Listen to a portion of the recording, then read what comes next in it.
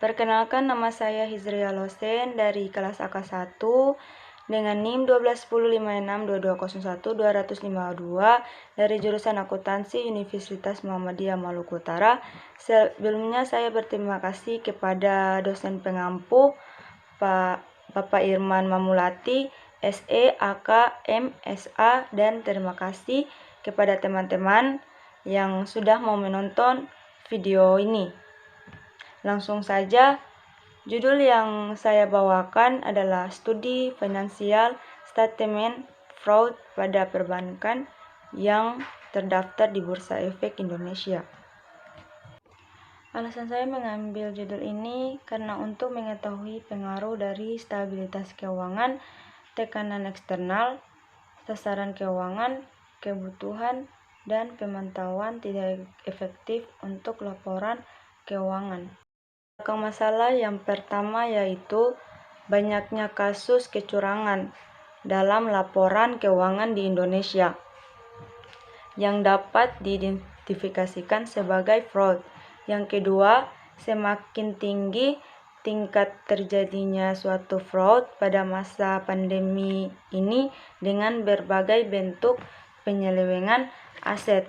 Yang ketiga, terjadinya overstated pada penyajian laporan keuangan yang ditimbulkan dari faktor kesempatan, opportunity. Yang keempat, adanya pengelambungan dana pada akun piutang usaha di persediaan dana aset tetap di perusahaan yang menyebabkan terjadinya kecurangan.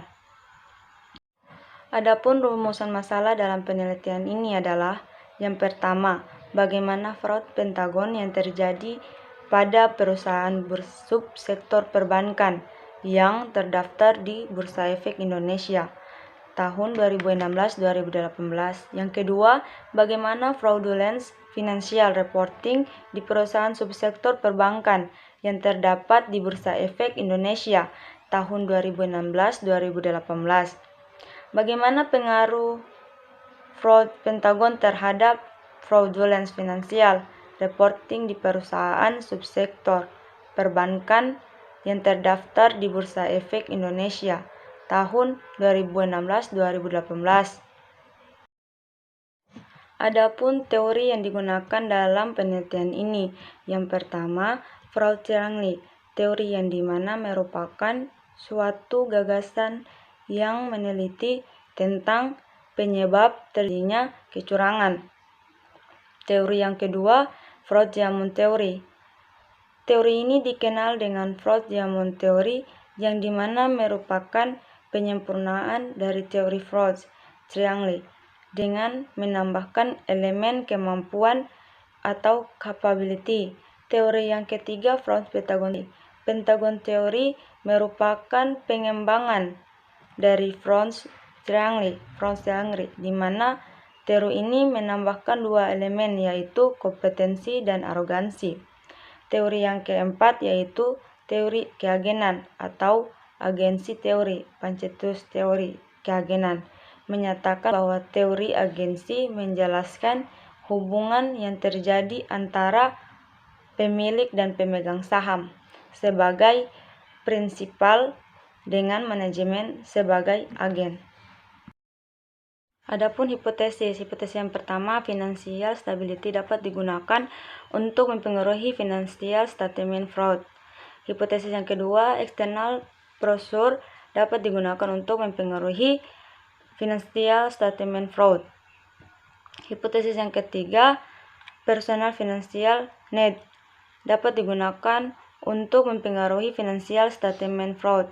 Hipotesis yang keempat, financial target dapat digunakan untuk mempengaruhi financial statement fraud. Penelitian terdahulu, nama dan judul penelitian Cynthia dan Hartono, Fraudulent Financial Reporting, pengujian teori fraud Pentagon pada sektor keuangan dan perbankan di Indonesia, tahun 2016. Variabel yang digunakan X fraud Pentagon dan Y fraudulence. Hasil penelitian, financial stability, external pressure, frekuensi foto CEO berpengaruh signifikan terhadap fraudulent financial reporting, sedangkan ineffective monitoring institutional ownership financial target berganti direksi pergantian auditor tidak berpengaruh signifikan terhadap fraudulent financial reporting. Kesimpulan, dari hasil analisis data, pengujian, hipotesis, dan maka dapat ditarik kesimpulan sebagai berikut. 1. Financial stability, external pressure, financial target, dan effective monitoring tidak berpengaruh terhadap financial statement fraud. Yang kedua, financial personal net berpengaruh signifikan terhadap financial statement fraud. Yang ketiga, financial stability, external pressure, personal financial net, financial target, dan effective monitoring tidak mempunyai pengaruh secara bersama-sama terhadap financial statement fraud. Mungkin itu saja paparan materi saya. Kurang dari lebihnya saya mohon maaf. Saya ucapkan Assalamualaikum warahmatullahi wabarakatuh.